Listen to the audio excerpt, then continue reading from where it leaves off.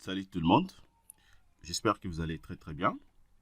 Voilà, bienvenue sur notre chaîne très puissante, Académie des logiciels d'ingénieurs. Voilà, qui est une chaîne d'apprentissage des logiciels d'ingénieurs. Voilà, abonnez-vous massivement sur notre chaîne, likez nos vidéos, commentez ainsi que partagez. Voilà, et comme promis depuis hier, là nous allons travailler comme d'habitude, ok?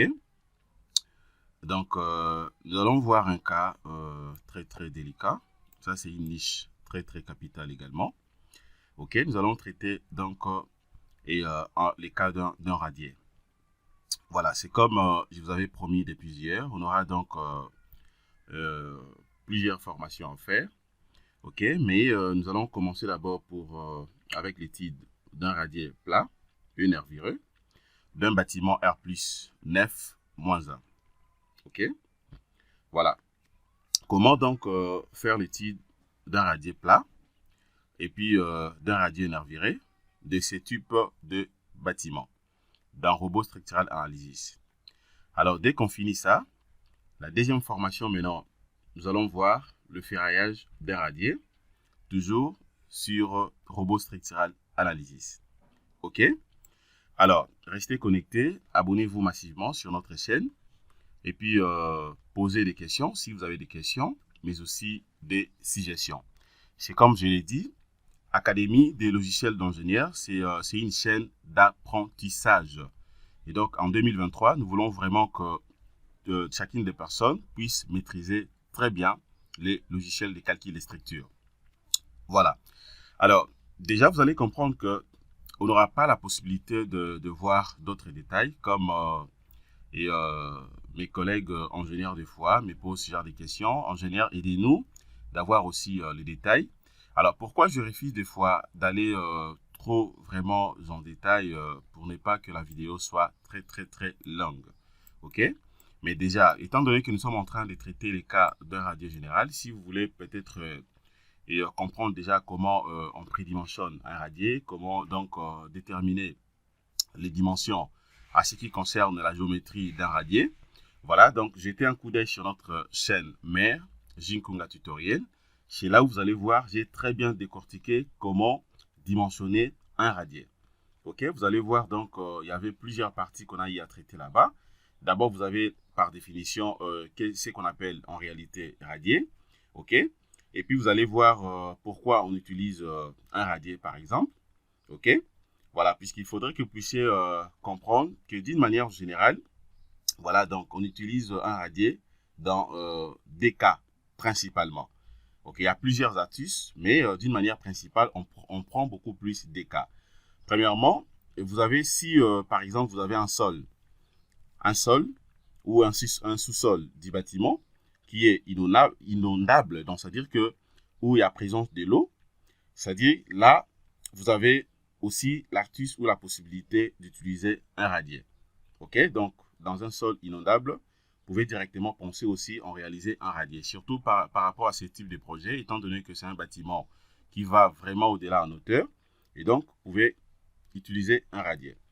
Le deuxième cas principal, c'est quand justement la capacité portante du sol est faible. Ok, on utilise également un radier. Mais à savoir que quand la capacité portante du sol est faible, alors là maintenant les radiers utilisés donc là-bas jouent le rôle de répartition des charges. Ok, c'est-à-dire donc une plane nervurée, ok, qui sera donc constituée dans l'ensemble de la fondation du bâtiment. Donc vous allez donc réaliser ces radiers donc dans l'ensemble de votre bâtiment. Voilà, qui va s'étendre directement sur toute la surface de l'ouvrage. Mais tandis que lorsqu'on a donc le cas des sous-sols qui est inondable, ok, et là aussi il faut penser que les radiers jouent aussi les rôles d'équivelage, ok, les rôles d'équivelage, c'est-à-dire donc il doit beaucoup plus résister aux sous-pressions de l'eau parce que donc il y a présence de l'eau, ok. Alors tout ça, c'est juste question d'aller dans notre chaîne mère Jinkunga Tutoriel. Vous allez voir que c'est très bien détaillé. Ok? même à ce qui concerne le prédimensionnement, comment prédimensionner un radier, comment prédimensionner aussi le nervure et tout ce qui va avec. En tout cas, vous aurez ça sans problème. Voilà. Mais ici, nous allons passer directement à la pratique et puis vous allez retenir. Voilà. Avant d'évoluer, comme je viens de le dire tout à l'heure, alors, par définition, un radier général, en réalité, c'est quoi? Voilà, on dira tout simplement, c'est donc les fondations sont également structuraux, destinées à transmettre donc le poids, ok, à transmettre les poids de la structure au sol dans des bonnes conditions. Je sais pourquoi je l'ai dit comme ça. Alors, maintenant, vous allez comprendre aussi qu'à ce qui concerne, par exemple, le choix des fondations, ok, vous avez donc la possibilité d'adopter un radier, soit un radier général, dans les trois cas suivants.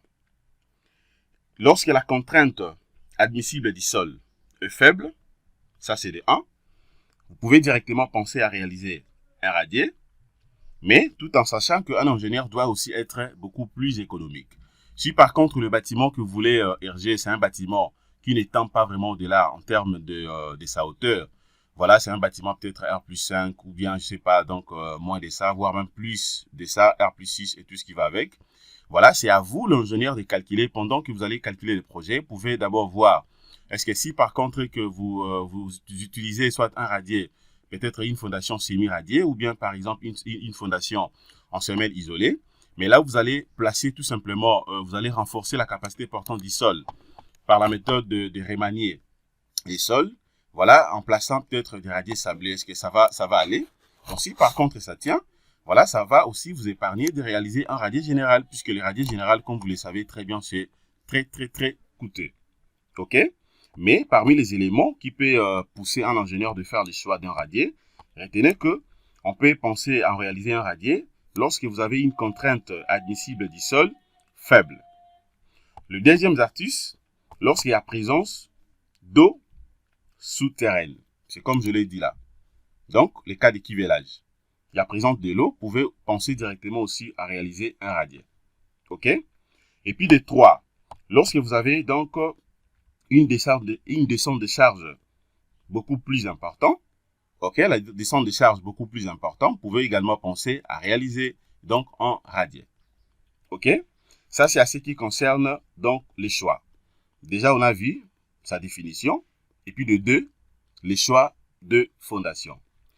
Le troisième point maintenant, les rapports du sol. Retenez que c'est beaucoup plus important avant de réaliser les radiers d'avoir quelques astuces, quelques données venant du laboratoire. OK?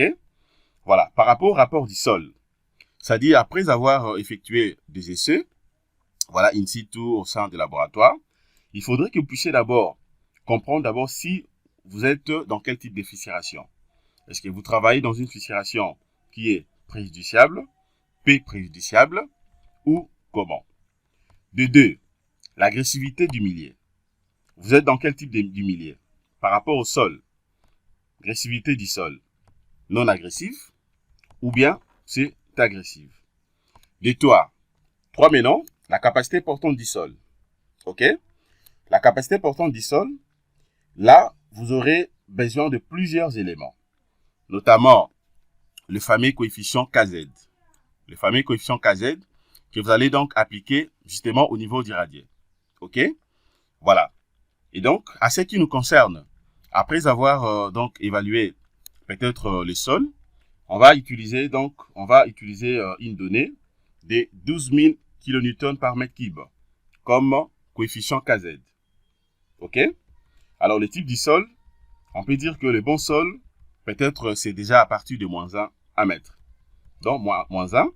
Et puis, il faudrait que vous puissiez également avoir, donc déjà, dans la tête, comprendre l'angle de frottement interne et de combien? De 30 degrés ou bien au-delà de ça. OK?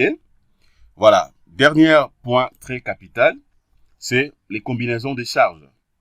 OK? Puisque ça dépend, mais déjà, il faut comprendre que toutes les combinaisons est préconisée par les RPA et le Bayel sont aussi donc importantes, les usines comme les autres. OK? Donc, sans le négliger. Alors, il faudrait que vous puissiez également penser déjà sur la combinaison ANLS qui peut être déterminante dans les calculs du ferraillage. OK? Donc, ce sont des astuces très, très capitales déjà à voir. Tout ça, pour avoir un peu d'autres détails, allez-y dans notre chaîne mère, Jinkunga Tutoriel. Vous allez voir d'autres détails, comment est-ce qu'on avait calculé tout ça. OK? Voilà. Maintenant, étant donné que tout est dit, déjà la partie théorique, nous allons passer directement à ce qui nous concerne. Comment étudier les radiers plats? Nous allons commencer d'abord par les radiers plats. Regardez.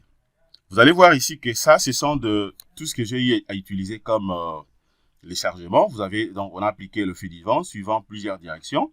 Mais étant donné qu'un ingénieur dimensionne ou calcule toujours dans les cas les plus défavorables, c'est ce que nous allons considérer. Vous allez voir ici que ELI avec effet du vent, il y a aussi LS avec effet du vent, il y a ELI sans effet du vent et LS sans effet du vent.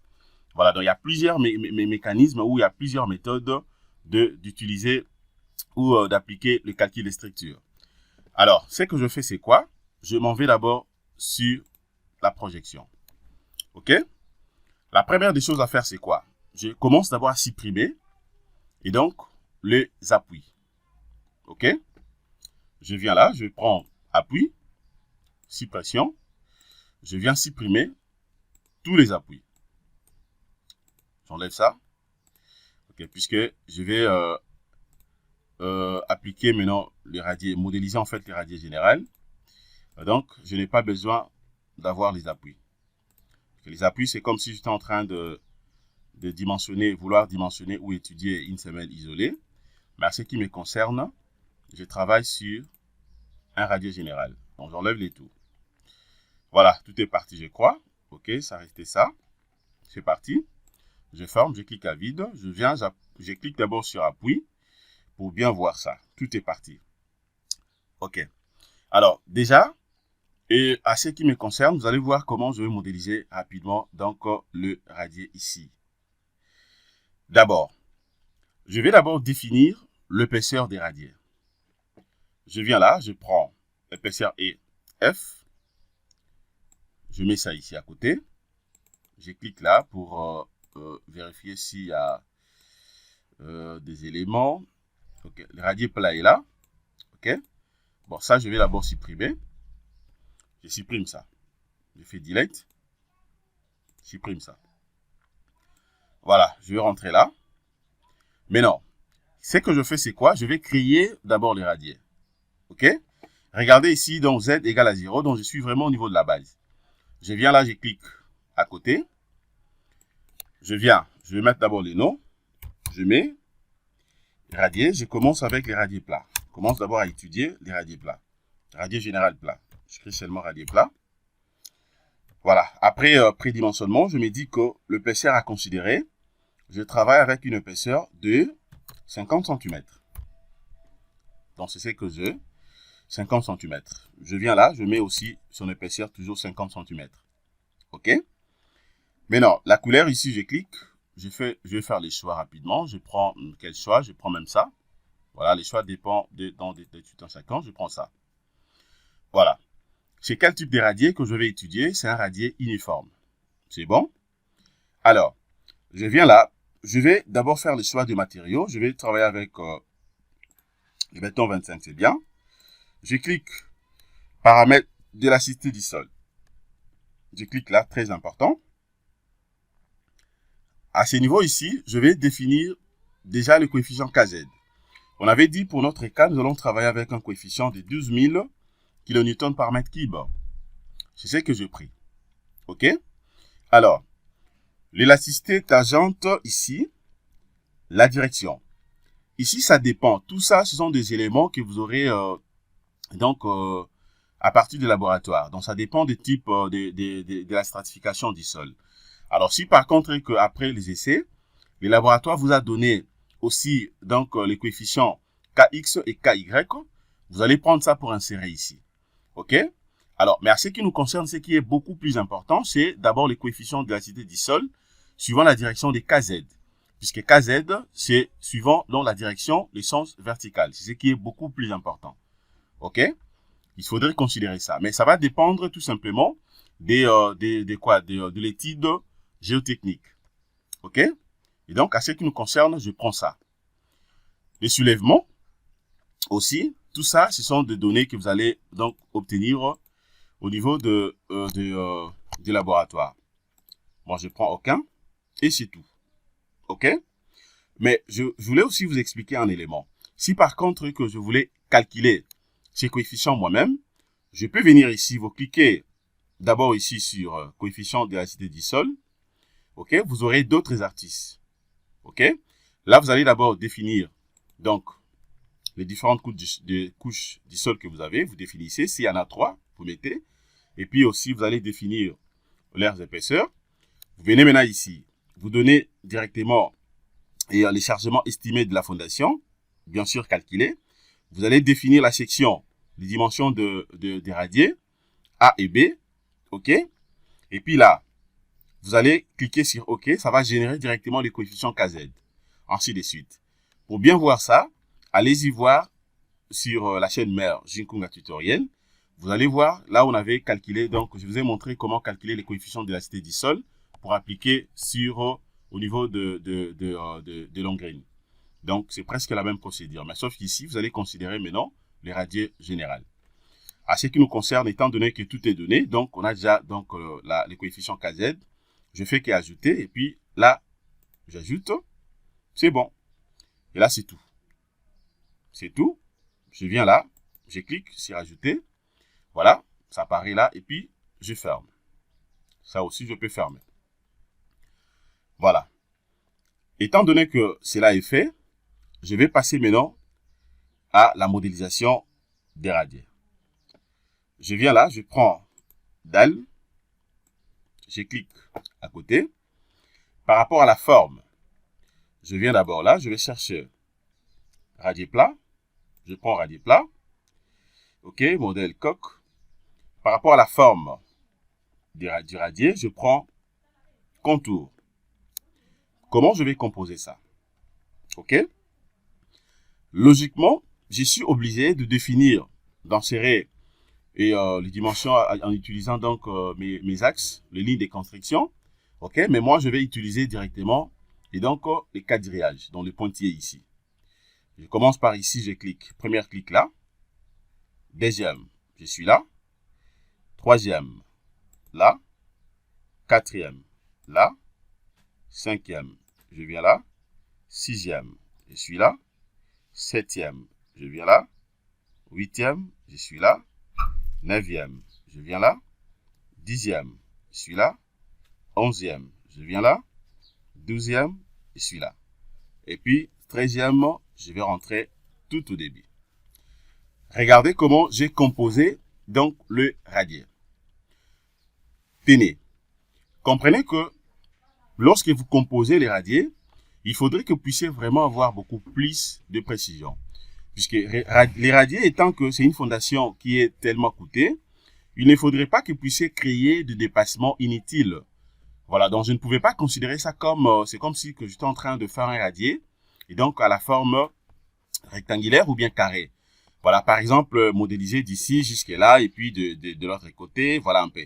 C'est-à-dire que pendant que je vais faire maintenant le devis sera donc, beaucoup plus élevé. Pourquoi? Puisque je ne serai pas économique. Mais comprenez qu'en ingénieur, au-delà des calculs des structures, au-delà de la précision, il faudrait que vous puissiez veiller aussi donc à l'économie. OK? Voilà. Je finis avec la modélisation. Et là, je vais cliquer, je ferme ça. Là, maintenant, je vais d'abord confirmer tout ce que je fais ici. Je sélectionne d'abord les radiers. Alors, je viens là. OK? Je prends épaisseur EF. Je cherche les radiers en question et là. Et j'applique. C'est bon? Je m'en vais d'abord en 3D pour voir ma composition. Voilà. Et donc, c'est pour dire que je viens de placer les radiers sans problème. OK? Les radiers là. Voilà. Retenez que là, je commençais d'abord avec les radiers plats. Ça, c'est un radier plat. Maintenant, étant donné que je finis déjà avec la modélisation des radiers, j'avais déjà chargé la structure. La structure était complètement bien chargée. Regardez. Je clique là-dessus. Attendez, je vais voir. Voilà. Vous avez tous les éléments. Je vais cacher ça. OK. Alors, je vais maintenant passer à l'étude. Mais avant d'analyser, je vais lancer d'abord les calculs. Je viens de là, je vais vérifier d'abord la structure, vérifier les structures. Voilà. Je vais voir. OK, c'est bien. Les cas, voilà, il n'y a pas de problème, tout est correct. Je ferme et je lance les calculs. Je lance les calculs pour voir maintenant, pour effectuer la descente des charges. OK? Voilà. Donc, tenez que dimensionnement, modéliser un radier, c'est très très simple. Dimensionnement aussi des radiers, c'est très très simple. Ce qui est un peu là où il y a un peu la complexité, il faudrait que vous puissiez être à mesure de bien étudier les radiers. Comprendre quand est-ce que vous pouvez utiliser et donc un radier nervuré, quand est-ce que vous pouvez utiliser peut-être un radier plat, et aussi quand est-ce que vous pouvez faire recours à d'autres types de radiers. C'est comme j'avais dit là. Donc ne pensez pas qu'il y a seulement des types de radiers que vous pouvez réaliser. Ce n'est pas seulement les radiers plats et les radiers nervurés. OK? Donc il y a plusieurs types de radiers que vous pouvez réaliser. Ça dépend tout simplement de l'étude que vous êtes en train de mener. Par exemple, s'il faut réaliser un radier à plat ou un radier plat, notamment communément appelé aussi radier dalle, vous allez le faire. Mais c'est ce type de radier qui n'est pas vraiment beaucoup plus utilisé. OK? Et aussi, deuxièmement, vous avez les radiers nervurés, le pli courant. OK? Mais aussi, vous pouvez faire recours aussi à ce qu'on appelle les radiers sans pignon, sous poteau. OK? C'est aussi un radier très peu utilisé. Et quatrièmement, vous avez aussi les radiers voûtes. OK? Rarement utilisés. Donc, il y a plusieurs types de radiers. Ne pensez pas qu'on a seulement un seul type ou deux types de radiers. Voilà, donc c'est comme je l'ai dit. Notez qu'il y a les radiers plats, communément appelés radiers dalle. Vous avez aussi les radiers nervureux. Vous avez les radiers champignons, OK, sous poteau. Et les radiers voûtes également. Voilà, là je suis en train de patienter. Comprenez que c'est un grand bâtiment, R plus 9-1. Voilà, donc le temps que la descente des charges s'effectue, je patiente. Voilà, là maintenant c'est bon. Et regardez directement le radier en question. Vous voyez? Voilà, c'est-à-dire que la descente des charges vient d'être faite. Regardez maintenant le radier. Comment le radier s'est décomposé. Voilà, par le maillage. OK? Maintenant, étant donné que j'ai déjà effectué dans la descente des charges, ce que je fais maintenant, c'est quoi? Je vais maintenant vérifier d'abord et donc la cartographie des radiers plats. Pour me rassurer sur les radiers plats, tiens, est-ce que les radiers plats ne me poussent pas à faire un ferraillage avec des sections d'acier donc de grande importance, ou bien ça ne me pousse pas à utiliser soit le bar de 32, le bar de les 30, OK? Ou bien avec les radiers plats, ça tient sans problème. Je viens d'abord là. Là, je vais prendre les cas les plus défavorables. Donc, hélice avec effet divan. Je vais vérifier d'abord un truc. Attendez. Voilà, je viens là, je vérifie d'abord l'effort normal pour me rassurer si la descente de charge max, c'est sur quel fil du poteau. J'applique. J'applique d'abord, je vais voir un artiste. Voilà. Déjà là, je vois la valeur. C'est au-delà de 1461.91. Voilà. Déjà, à partir d'ici, je peux comprendre que je peux voir déjà les poteaux. Regardez, donc je vois, c'est ces poteaux ici. OK? Donc, je vais cacher même d'abord la section. Déprofiler. Attendez, voilà. Je vois déjà les poteaux là. OK? Donc, déjà, à ce niveau, je peux comprendre que le poteau qui reçoit beaucoup plus de charges, c'est ces poteaux. OK? C'est ces poteaux. Voilà.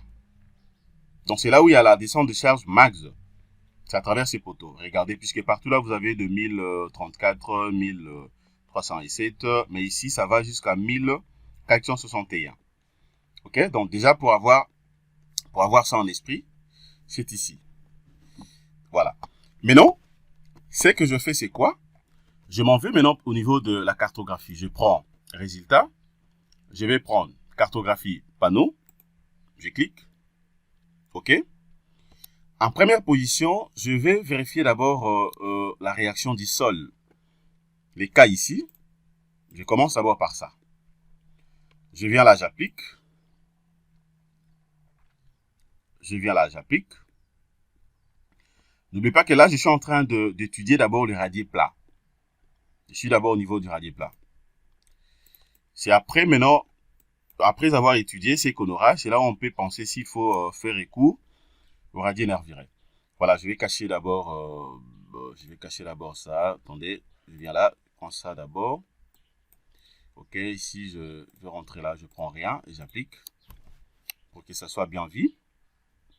Voilà, j'applique. Je cache également le chargement.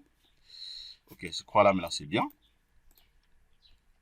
OK, voilà. Je vais avoir aussi ces valeurs pour bien analyser la cartographie au même moment. OK. Regardez là. Déjà là, je suis en train de voir que la partie qui reçoit beaucoup plus de chargement, c'est cette partie ici. Regardez, c'est cette partie. Vous allez comprendre ça tout simplement par la couleur. Regardez, là vous allez voir que c'est vraiment rouge. OK? Et sa valeur aussi, ça va de... Ici, ça fait 147,76 réaction du sol. De l'autre côté, 141, 134, 129, ainsi de suite. C'est pour dire que la zone de rupture, la zone la plus sollicitée, c'est à ce niveau ici. Par rapport à la réaction du sol. C'est à cette zone. Dans cette zone. Regardez, vous allez voir ça très très bien. Regardez, là ça fait combien 109,21, 110, là 113. Voilà, donc c'est ici. OK? Regardez comment c'est rouge. C'est dans cette zone. Voilà. Maintenant, je vais vérifier aussi un artiste. Comment maintenant je peux bien comprendre d'abord les moments au niveau du radier plat. Je viens là, je prends d'abord, suivant la direction des X, j'applique. J'applique. Je vais voir. OK. Voilà. Mais pour faire simple, regardez comment je vais faire ça. Pour faire simple, je cache ça d'abord. J'applique. Je vais sélectionner d'abord les radiers. J'utilise même la sélection spéciale pour faire ça rapidement. Sélection spéciale. Attendez, je prends là, je vais prendre panneau. Et puis, ici, je prends radier plat, je clique là-dessus. Je vais maintenant l'isoler. Attendez, je vais... voilà, ça, je vais mettre ça ici. Pour laisser un peu d'espace. Je vais maintenant l'isoler, je l'isole. OK, je l'isole. Et puis maintenant là, vous allez voir ça très bien. Là, je vais voir très bien. Si je vais revérifier réaction du sol. Voilà, là maintenant, c'est bien vu que tu fais ici. Je vérifie aussi les moments. Voilà. Déjà, regardez les moments suivant la direction des X. OK? Regardez seulement les valeurs. Je commence à partir d'ici. Là, c'est minime, c'est négatif, ça fait moins 63,67. J'espère que vous voyez très bien. OK, là, ça fait moins 112,45. Ici, ça augmente un tout petit peu, moins 202,42. De l'autre côté, moins 90,06. OK, là, ça fait, voilà. Déjà, ici, ça fait moins 337,24. OK? Voilà. Déjà, avec cette valeur, si je prends ça en valeur absolue, je me dis que ça peut faire de manière à ce que je puisse avoir et donc les sections d'acier plus élevées. C'est là, c'est typique que même les barres que je peux utiliser ici, ça peut me pousser à utiliser soit des barres de 32, des barres de 30 ou carrément les barres de 20, ainsi de suite. OK? Rien que par rapport à ce que je suis en train de voir ici. Attendez, je vois aussi, de l'autre côté aussi 341. Là, ça fait 100. De l'autre côté, ça fait... Voilà, c'est pour dire que là où j'ai beaucoup plus de valeur, c'est à ce niveau ici. C'est dans les 341.36. Et de l'autre côté, 337. Donc, le max est là, 341. OK? Là, c'est 313, 242. Vous allez voir ça tout simplement par la couleur. Hein. Voilà, le max est là. OK? Regardez, c'est ça les max. Voilà. Retenez seulement cette valeur. C'est une valeur de 341.36. OK?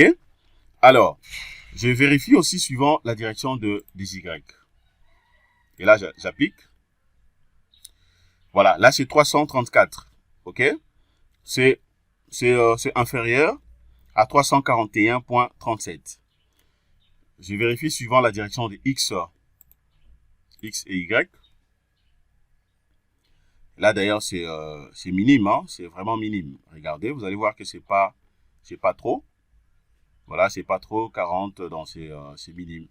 Donc, c'est pour dire que c'est suivant la direction des X où j'ai la plus grande valeur. C'est suivant la direction des X, 341.36. OK? Attendez, je vais vérifier aussi le isoligne pour voir sa configuration, comment ça va s'orienter. Voilà, donc là, c'est pas compliqué, c'est bien. Voilà, je vais rentrer là. OK. Voilà, je peux aussi jeter un coup d'œil rapidement au niveau de la contrainte. La contrainte, je vois ça d'abord. Voilà, là c'est X. Il n'y a pas assez de problème. Y aussi, c'est presque nil. Hein. Regardez les valeurs, c'est moins 0,0. Idem qu'ici. Voilà, contrainte de cisaillement et tout ce qui va avec. Donc, vous pouvez jeter un coup d'œil. Vérifier comme vous voulez. Peut-être l'effort au niveau de membrane aussi. Vous pouvez voir. Voilà, ce qui est beaucoup plus important, c'est le moment suivant la direction des X. Déjà, je retiens bien la valeur. OK? 341. Déjà, avec ça, je me dis que j'aurai une section d'armature plus élevée. Ça peut me pousser d'avoir les barres de 20, peut-être aussi barres de 32 et tout ce qui va avec. Alors, je me dis déjà, étant donné que je suis en train de vouloir étudier les radiers pour un bâtiment R+9-1, alors, je vais beaucoup plus aussi être, moi, je vais vraiment être beaucoup plus économique pour ne pas beaucoup, utiliser, pour ne pas beaucoup plus consommer les matériaux, étant donné que l'économie aussi, c'est un élément très, très phare d'un ingénieur. Alors, sur ce, ici, je peux d'abord conclure momentanément pour dire que le radier plat me pousse à avoir une section d'armature, une section d'acier plus grand. Alors, sur ce, je vais d'abord aussi étudier les radiers nervirés. Et vous allez voir que les radiers nervirés va m'aider de manière à ce que cette valeur soit réduite et la section d'acier aussi sera donc réduite. Donc voilà, concernant cette première partie, on a vu comment étudier les radiers plats. Merci de votre disponibilité. Abonnez-vous massivement sur notre chaîne YouTube, Académie des logiciels d'ingénieurs. Voilà, c'est une chaîne qui va vous aider d'apprendre très très bien. Et donc, les logiciels d'ingénieur. Merci de votre disponibilité. À tout à l'heure. Nous allons voir donc la deuxième partie. À plus. Au revoir.